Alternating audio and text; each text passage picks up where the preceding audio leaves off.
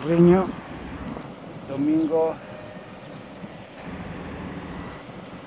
27 de mayo de 2018, recogiendo pancartas que hay.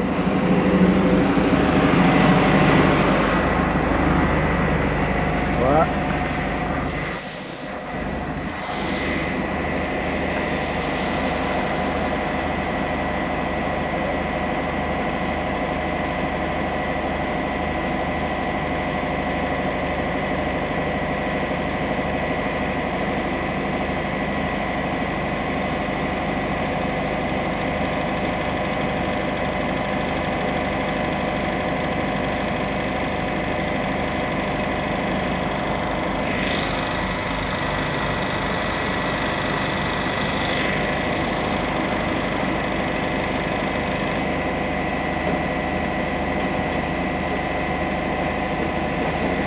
Recogiendo as pancartas do Festival de Cannes.